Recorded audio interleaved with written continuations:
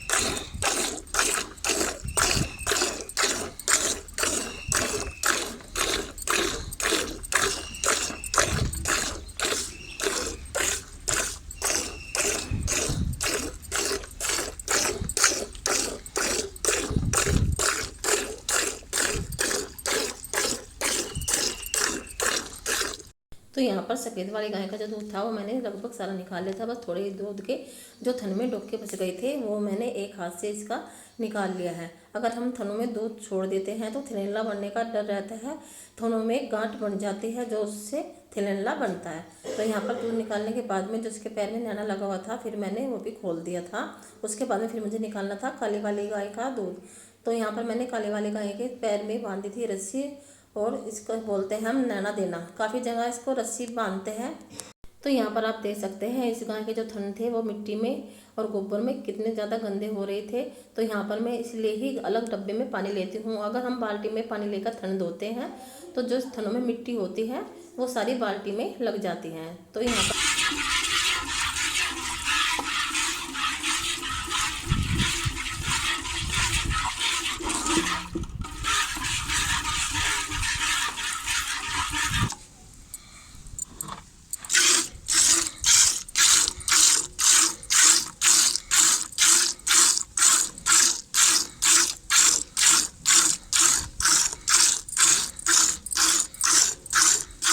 ये मेरा डेली का मॉर्निंग का और इवनिंग का रूटीन का काम है पशुओं का दूध निकालने का। सुबह के टाइम तो तीनों पशु दूध देते हैं और शाम को दोनों गायें दूध देती है। क्योंकि पहले जब भैंस जो है वो बीमार हो गई है और शाम को दूध नहीं देती है, तो दोनों गाय ही शाम को दूध देती हैं। तो इसलिए मैंने आपको दोनों गाय का दूध निकाल के दिखाया है अपनी वीडियो में। सफ़ेद वाली गाय यानी कि जो देसी गाय होती है उसका, और ये काली गाय है अमेरिकन गाय। तो यहाँ पर भी मैंने इस गाय का जो दूध था वो सारा निकाल लिया था। उसके बाद में जो थन में दूध बच गया था वो भी मैं सारा निकाल लूँगी। उससे ना थिल्ला यानी कि बहाला भी बोलते हैं, क्योंकि थनों में गांठ आकर थन रुकने का डर रहता है जिससे थन खराब हो जाते हैं। तो यहाँ पर जो रुके थे वे सारे मैं इसके एक हाथ से निकाल लूँगी। जो ये हमारी गाय है, जब हम इसका दूध निकालते हैं तो जब दूध निकल जाता है सारा, तो ये लात मारना शुरू कर देती है, इसको ना बेचैनी होनी शुरू हो जाती है। तो यहाँ पर इस गाय का जो दूध था वो मैंने सारा निकाल लिया और नैना भी खोल दिया। तो यहाँ पर काली वाली गाय ने ये दूध दिया है, ये बड़ी बाल्टी है, आपको इसमें दूध बहुत कम लग रहा होगा, कम से कम ये 7 से 8 लीटर के करीब दूध है इस वाली बाल्टी में। तो यहाँ पर मैंने दोनों गाय का जो दूध था वो निकाल लिया है। तो दोनों बाल्टी पर मैं प्लेट ढक कर रख दूंगी, क्योंकि उसके बाद में फिर मुझे गाय को चोकर और रात तक होता है जो घर का पिसा हुआ वो भी पिलाना है, क्योंकि आज जो पापा जी हैं वे खेत पे गए हुए हैं, तो ये जो पशुओं का रात तक पिलाने का काम है आज वो मैं ही करूँगी। तो यहाँ पर मैंने दोनों गाय का दूध निकाल के रख दिया है, एक बाल्टी में काली गाय का दूध और ये सफ़ेद वाली गाय का दूध। तो आज सफ़ेद वाली गाय ने ना थोड़ा कम दूध दिया। डालने के बाद में फिर मुझे भिगोनी थी पशुओं के लिए खल और चूरी। तो यहाँ पर लिया है मैंने 2 कटोरे चने का छिलका और 2 कटोरे के करीब डालूंगी मैं इसमें सरसों की खल। अगर हम साथ के साथ ये जो खल है वो भिगोते हैं वो अच्छी तरह से नहीं भीगती है, तो हमें कम से कम 2 घंटे पहले से भिगो कर रखना पड़ता है। तो यहाँ पर मैंने 2 बाल्टी रख ली है, तो इसमें दोनों गाय का राशन पिलाऊंगी दूध निकालने के बाद में। 1 कटोरा चोकर इस वाली बाल्टी में और 1 कटोरा इस वाली बाल्टी में।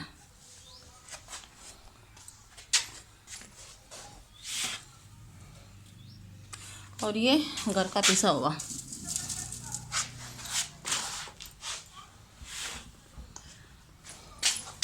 तो दोनों गाय के आगे रख देंगे जिससे ये सुबह तक का फिर इतना ही दूध बना ले। तो इन दोनों बाल्टियों में पानी डालकर जो ये राशन है अच्छी तरह से भिगो लूँगी और इसे अच्छी तरह से हाथ से गोल कर मिक्स कर लूँगी, ताकि इसमें जो गांठ है वो ना पड़े। अगर इसमें थोड़ी बहुत भी सूखी आटे की गांठ रह जाएगी तो पशु पीते हैं तो उन्हें दस्तक लगने का ज़्यादा डर रहता है। तो मैं इसमें जो सारा राशन था वो अच्छी तरह से मिक्स कर लूँगी और जो हमारी गाय हैं उनके आगे में इसे डाल दूँगी। आप चाहे तो इसे घास के ऊपर भी, पशु जो घास खाते हैं उस पर भी डाल सकते हैं, या फिर जो खाली खोर होती है पशुओं की उसमें। तो मैंने सबसे पहले जो गोरी गाय थी उसके आगे मैंने बाल्टी रख दी थी, तो ऊपर का जो राशन था वो उसने पी लिया था। जो तली में गाढ़ा राशन बच गया था फिर मैं वो राशन सारा इसके घास पर डाल दूँगी, जो ये घास है सारा वो भी खा लेगी।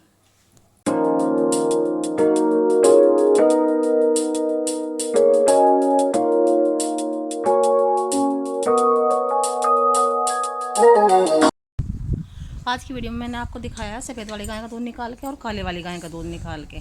आज ना सफ़ेद वाली गाय ने दूध थोड़ा कम दिया, कुछ दिक्कत हो रही है। तो कमेंट करके ज़रूर बताना कि आपको मेरी आज की वीडियो कैसी लगी। तो मिलते हैं आपसे नेक्स्ट वीडियो में, तब तक के लिए नमस्ते, बाय।